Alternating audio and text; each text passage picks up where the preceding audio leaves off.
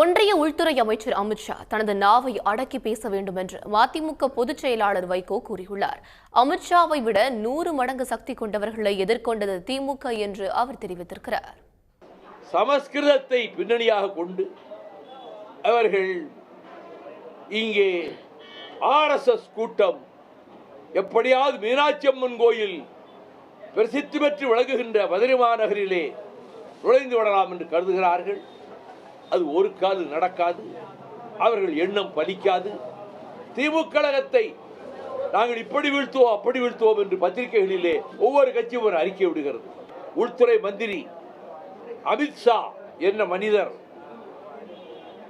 மிகுந்த கர்வத்தோடும் அகந்தையோடும் திமுக கழகத்தை துடைத்து எறிவோம் என்று சொல்லுகிறார். பெரியவர் இவரை விட 100 மடங்கு 1000 மடங்கு பலம் கொண்டவர்கள் என்று கருதியவர்களாலேயே திமுக கழகத்தை அசைக்க முடியவில்லை. அது இரத்த தியாகத்திலே வளர்க்கப்பட்ட எஃகு கோட்டை. அதை உள்துறை மந்திரி நாக்கை அடக்கி பேச வேண்டும். அமித்ஷா, மைண்ட் யுவர் டங், நாக்கை அடக்கி பேச. துடைத்தெறிவோம் என்று சொல்வதற்கு எத்தனை ஆண்டு 75 ஆண்டுகள் கடந்து விட்டது. திராவிட இயக்கத்துக்கு ரத்தமும் கண்ணீரும் வியர்வையும் சிந்தி பாதுகாக்கப்பட்ட அந்த இயக்கத்தை துடைத்தெறிவோம் என்று சொல்வதற்கு உள்துறை அமைச்சருக்கு அவ்வளவு ஆணவமா? ஒரு கால் நடக்காது. உடனுக்குடன் செய்திகளை தெரிந்து கொள்ள சன் நியூஸ் பெல் ஐகானை கிளிக் பண்ணுங்க.